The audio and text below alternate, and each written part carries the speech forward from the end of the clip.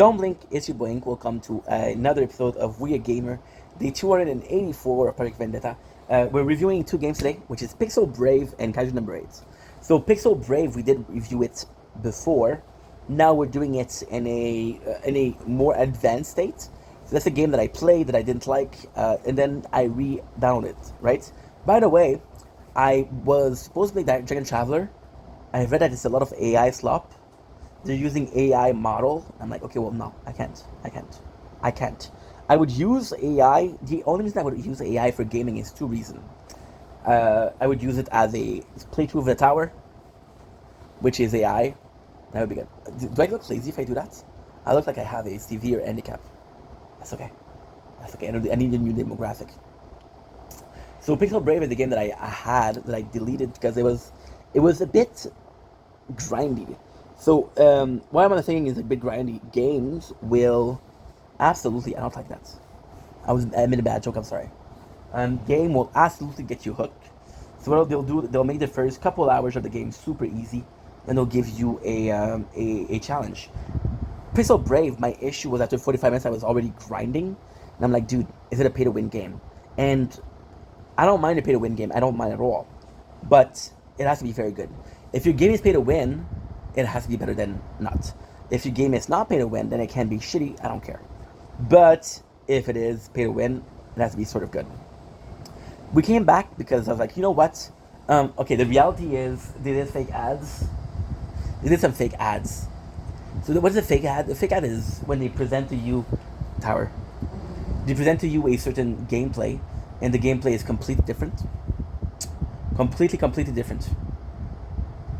It's like, oh, this gameplay looks amazing. No, it's not. And it got me back in. Now we have a base. So it's kind of good because you're building a base and you're doing a lot of things.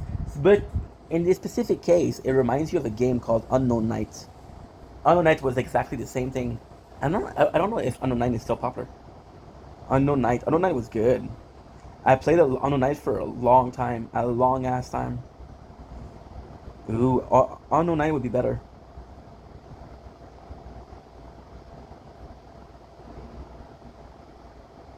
That would be way better.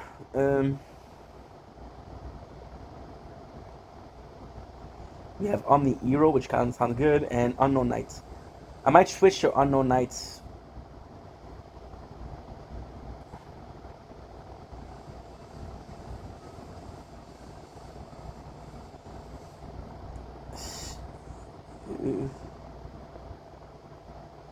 It's not gonna be there. Anyway, to delete it. Ain't no way. Okay, so we're gonna do night. Cause I don't remember Night Idol RPG. I think it's Unknown Night, but I'm not sure.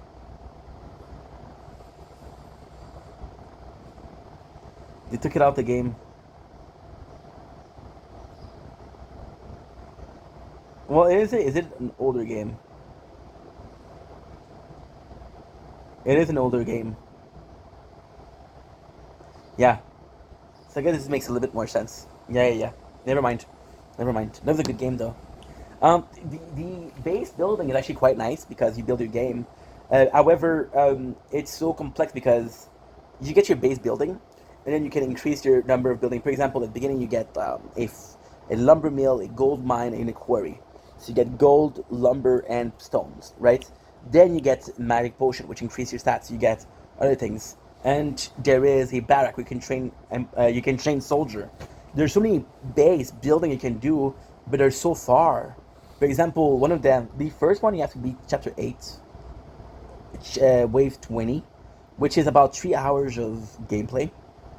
Next one is you have to beat chapter 12, wave 40.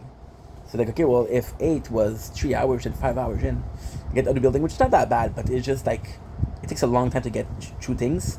The gameplay, however, is nice. The hero are nicely done. It's a fun game. There is auto battle, but it's better to not do the auto battle. But I do like the fact that there's a lot of building. It's complex because the fighting is kind of cool. It's not that great though, and the base building isn't that great. However, you can still call it an RPG and you can still call it a base building because It is both of those. Now, moving on to Kaiju number 8. So Kaiju number 8 was a perfect opportunity. First of all, it released a year ago, and I want to try it a year ago, but I didn't have a phone. I'm saying the foldable, I waited for a year to get it. I'm going to get a Huawei Mate XT. But then my mom convinced me. Well, how did she convince me? I told this story before, but just the fact that I tend to not the most guided, the most careful with this phone, and to get pieces of replacement pieces was gonna be hard. It was gonna be very freaking hard. It'd be very freaking hard. So I'm like, okay, well, maybe we're better off not doing it. I don't remember which one I was using. Was I using this or was I using this?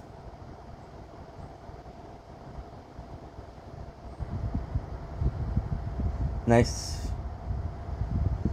Oh, sending files 0%. Nice. Nice. Great. I constantly need to be uploading. If I can constantly upload, we're good. If otherwise, I'm fucking up. So yeah. So Kaiju number 8. It's an anime that I have no clue about. Fun fact: the first game like that was Tower of God. Tower of God gave me a really good understanding of the anime. The social content was amazing. I want a Vinland Saga RPG, Gacha. I don't know why I want one. And yeah, and it was just phenomenal because I was like, okay, well, this is the story. This is word for word the story. Case number 8 is like that, but it's a little bit of a problem. Because number 8 is about a dude that gets transformed into a kaiju, which are demon. Godzilla is a kaiju. So you see the kind of thing it is. He's able to transform into a kaiju. There's no reason as to why he's able to transform. They don't tell you. So he's just able to transform. So I feel like you're coming in the game a bit later than chapter 1, which is not a big deal. It's not a super huge deal. You're not like, oh my god, oh, woe is me. But it's still nice. That being said, in my book, there's a couple of really cool things with it. Is the perfect gacha. So first of all, you get rewarded for doing good teams. So there's battle buddy. So for example, there's 2 teams of 2. You have a squad of 4. If your battle buddy, if you do them correctly, one of them will break the shell and one of them will do a critical hit, which gets you the kill. There seems to be a lot of character. What is cool about this game is it did like Tokyo Ghoul. Tokyo Ghoul Break the Chains. What is phenomenal with it, what is fantastic with it, was they had a lack of character. Tokyo Ghoul has possibly 200 character max, versus something like Bleach versus something like Naruto. And there's a couple like there's not that much characters. So what you do is you do costume. For example, you do Aize working for Dove. You do Aize working for the Black Reaper, right? So do that with Kaiju number 8. I got a skin which is Christmassy, which is our main character disguised as a reindeer, which is a weird thing, but it kind of works, right? The graphics are amazing. There's auto battle, which is kind of fun. The voice acting is just not. There is some. It's in Japanese though, but there is perfect translation. There's a bit of loading time between everything. You got your character, you got your weapon, which is fantastic, and that's pretty much it. So the game has a lot of promises. Will I keep playing it and playing it? I don't know. I have no clue. But as of right now, I'm having fun, which is the most important part. And there you go. That's a review of Kaiju number 8. What else? That's it, I guess. That's pretty much it. Love you guys. Take it easy. Peace.